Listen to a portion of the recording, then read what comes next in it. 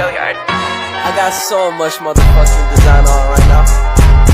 Break it down, bring it back, make it clap. I got 3 old thoughts, new block, where that day. Bitches on my line, and you know they come straight. Hold up, what it not, 45, scope it cash like whoa. How you fucking with these hoes up?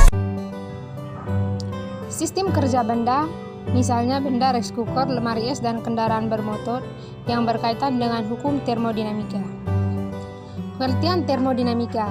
Termodinamika berasal dari bahasa Yunani, yakni termos yang berarti panas dan juga dinamik yang berarti perubahan. Secara umum, termodinamika adalah ilmu yang mempelajari tentang perubahan energi panas menjadi bentuk energi lain. Menurut hukum termodinamika, energi dapat berubah dari satu bentuk ke bentuk lainnya, baik secara alami maupun hasil rekayasa. Contoh benda yang pertama yaitu rice cooker. Rice cooker merupakan satu dari beberapa alat rumah tangga yang banyak digunakan di kalangan masyarakat sekitar. Rice cooker utamanya digunakan masyarakat untuk menanak nasi, akan tetapi rice cooker juga dapat difungsikan untuk kebutuhan lainnya, seperti untuk menghangatkan makanan, sayuran, dan lain sebagainya.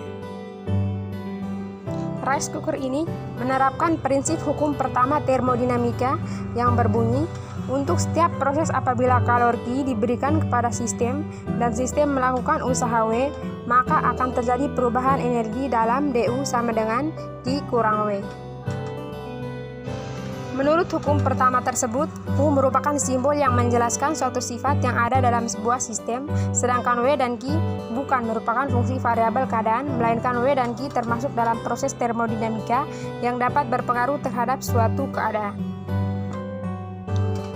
W akan memiliki nilai positif apabila sistem mengerjakan suatu usaha pada lingkungan dan akan memiliki nilai negatif jika suatu sistem menyerap usaha dari lingkungan.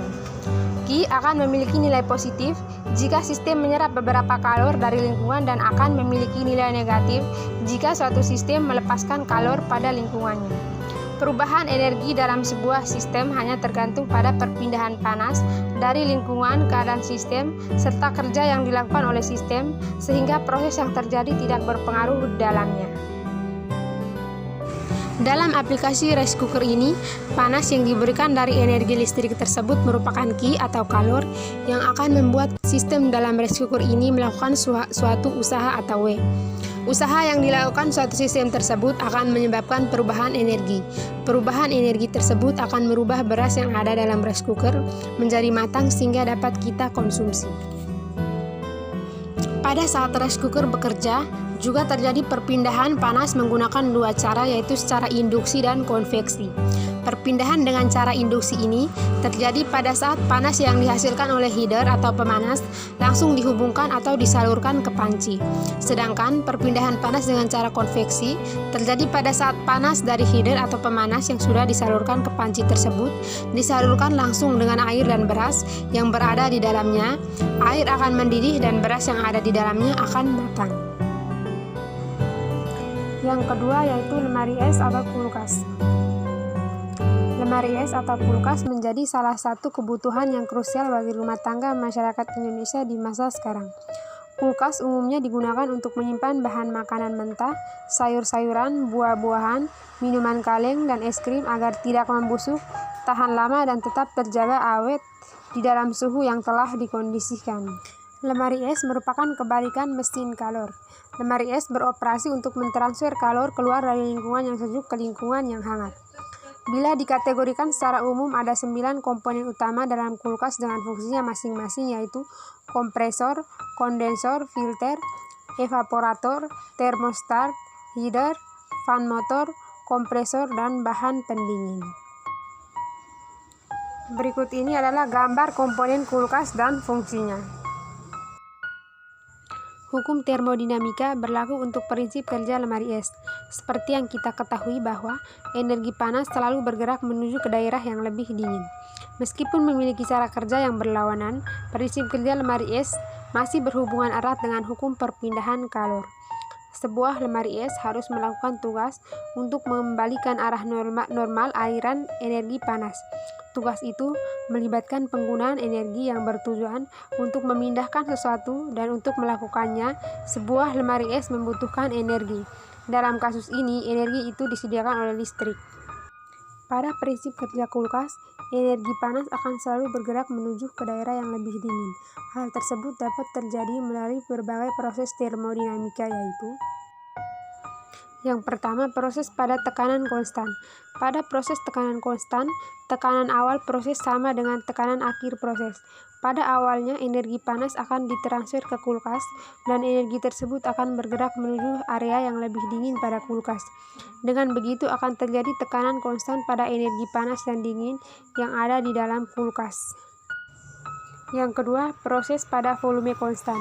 Kemudian, tekanan tersebut akan menghasilkan sebuah volume pada setiap energi panas dan dingin. Yang ketiga, proses temperatur konstan. Tahapan ini biasanya dikenal sebagai proses isotermal.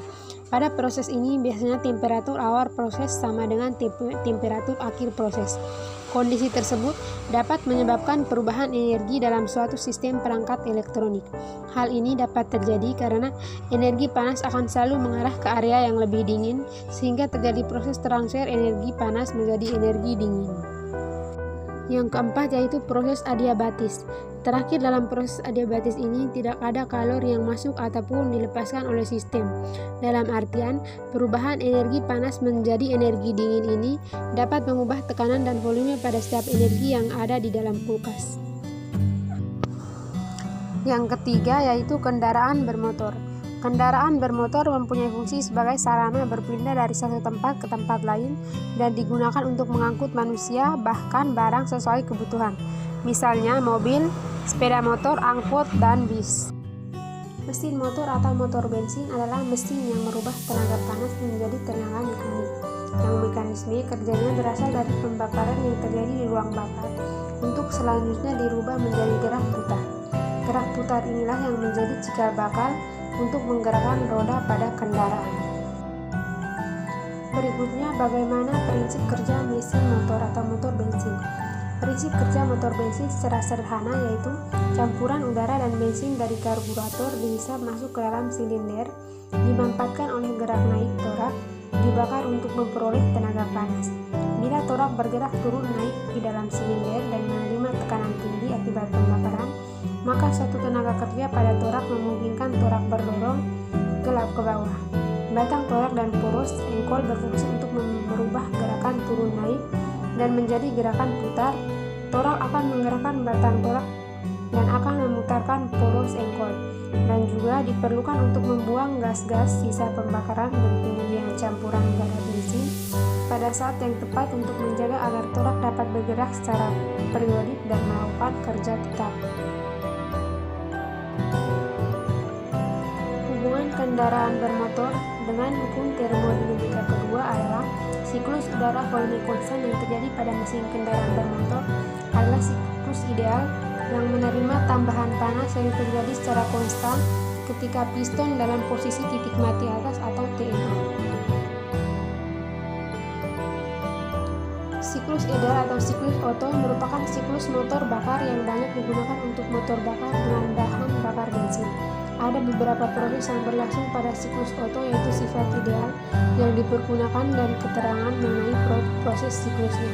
Antara lain yang pertama, proses 0 sampai 1, yaitu langkah hisap tekanan konstan yaitu campuran bahan bakar dan udara yang dihisap ke dalam silinder. Yang kedua, proses 1 sampai 2 adalah langkah kompresi adiabatik reversibel yaitu campuran bahan bakar dan udara dikompresikan.